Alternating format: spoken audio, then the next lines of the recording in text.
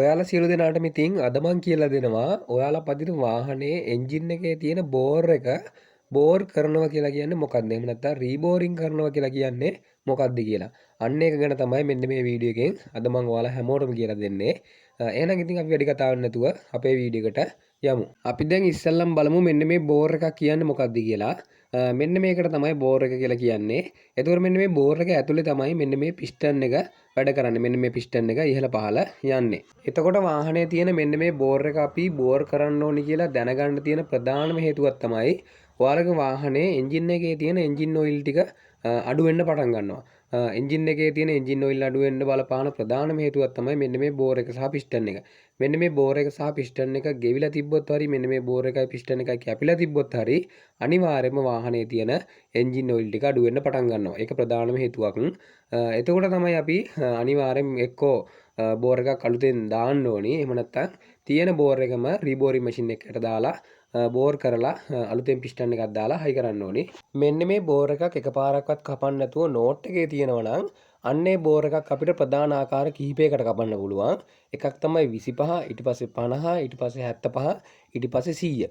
ඔන්න කිව්ව ප්‍රධාන ආකාර හතරටම අපිට මෙන්න මේ බෝර් එකක් බෝර් කරලා නැත්තම් කලින් රීබෝරින් මැෂින් එකකට දාලා කපලා අලුතෙන් පිස්ටන් එකක් දාලා වාහනේට හයි කරලා වාහනේ පදින්න පුළුවන්.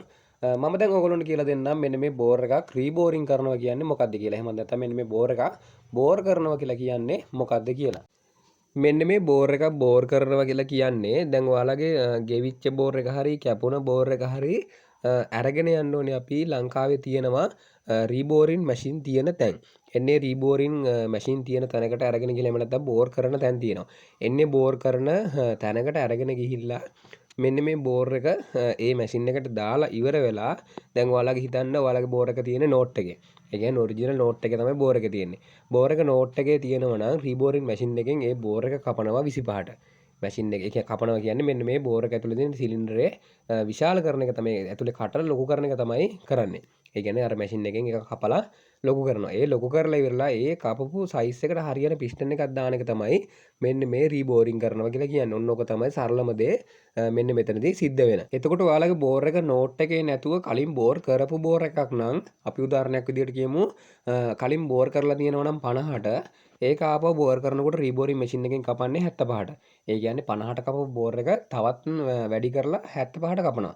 ඒ කියන්නේ 75ට හාරලා තමයි අර සිලින්ඩරේ ඒ සයිස් එකට ඒ කියන්නේ හාරපු සයිස් එකට එහෙම නැත්නම් 75 සයිස් එකට පිස්ටන් එකක් අලුතෙන් දාලා ඉවරලා බෝර් එක හරියටම හදලා දෙන්නේ. ඔන්න ඕක තමයි මෙන්න මෙතනදී සිද්ධ වෙන සරලම දේ. ඔයගොල්ලෝ හැමෝටම දැන් තේරෙන්නේ නැති මෙන්න මේ බෝර් කරනවා කියලා කියන්නේ මොකක්ද කියලා.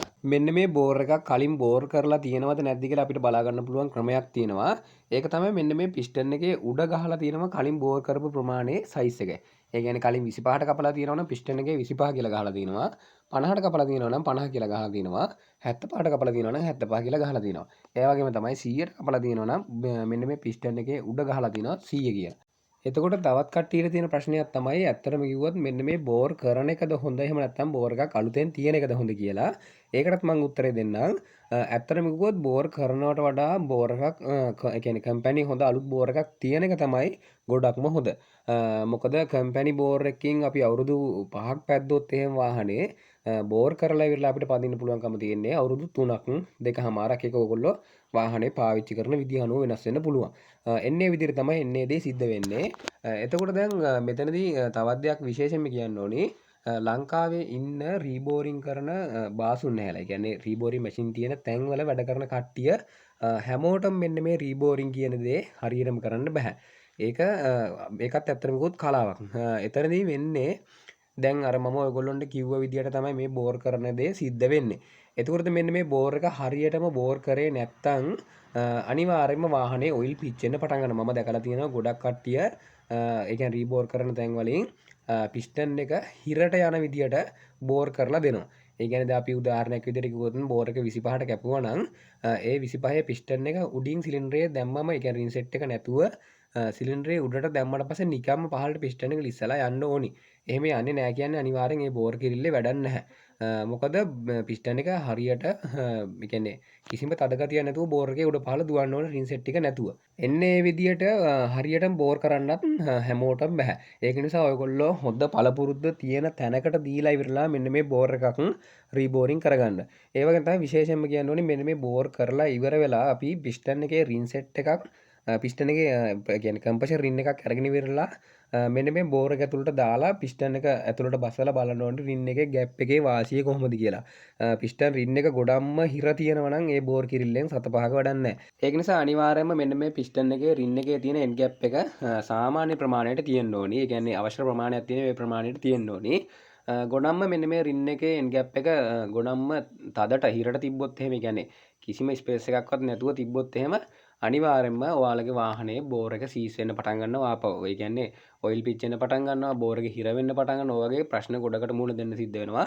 ඒක නිසා ඒකයි මම කිව්වේ මෙන්න මේ රීබෝරින් කියන දේ හරියටම දන්න පළපුරුදු බාස් කෙනෙක්ට දීලා ඔයාලගේ වාහනේ තියෙන බෝර් එකත් හරියටම බෝර් කරලා හදාගන්න. ඒ වගේ තමයි මෙතනදී කියන්න ඕනේ තවත් දෙයක් තියෙනවා. කොච්චර හොඳට බෝර් කරත් තරක් නැහැ. දාන්නේ ලෝකල් පිස්ටන් එකක් නම් අනිවාර්යෙන් දානකොට ඔරිජිනල් ජෙනුයින් පිස්ටන් එකක් දාගන්න. ලෝකල් පිස්ටන් දැම්මොත් එහෙම බෝර් කරපු එකකුත් වැඩක් නැහැ. ආයෙ ටික කාලයක් ගියාට පස්සේ බෝර් එක සීස් වෙලා ඔයිල් පිච් වෙන්න පටන් ගන්නවා. කම්ප්‍රෙෂර් අඩු වෙන්න පටන් ගන්නවා. ඔය වගේ ප්‍රශ්න ගොඩක් එන්න පටන් ගන්නවා. ඒ වගේම තමයි තවත් කට්ටියට තියෙන ප්‍රශ්නයක් තමයි මෙන්න මේ බෝර් එක බෝර් කරාට පස්සේ පෙට්‍රල් වැඩ කරන එකේ වෙනසක් වෙනවද කියලා. ඔව් ඇත්තටම කිව්වොත් එතන වෙනසක් සිද්ධ වෙනවා. මොකද බෝර් එකක් කපනවා කියන්නේ ඇතුලේ සිලින්ඩරේ ප්‍රමාණය වැඩි කරන එක. එහෙන් ප්‍රමාණය වැඩි කරා කියන්නේ අනිවාර්යෙන් අපි පෙට්‍රල් ප්‍රමාණයක් පොඩ්ඩක් වැඩි කරන්න ඕනි. මොකද නැත්තම් අපිට හරියටම අවශ්‍ය කරන බලය ගන්න බෑ වාහනේ. එතනදී පෙට්‍රල් වැඩ කරන එකේ වෙනසක් සිද්ධ වෙන්න ඉඩ තියෙනවා. අද එහෙනම් මෙන්න මේ කරපු වීඩියෝ එකෙන් ඔයගොල්ලන්ට රීබෝරින් ගැන තිබ්බ හැම ප්‍රශ්නයකටම විසඳුම හම්බුණා කියලා විශ්වාස කරනවා. ඒ වගේ තමයි අනික් කට්ටිය බලන්න මේ වීඩියෝස් ටික ෂෙයා කරන්න. එහෙනම් ඉතින් අද නම් මේ වීඩියෝ මෙතනින් නතර කරනවා. ආයෙත් දවසක එහෙනම් මේ වගේ වටින වැදගත් වීඩියෝ එකකින් නැවත හමු වෙමු.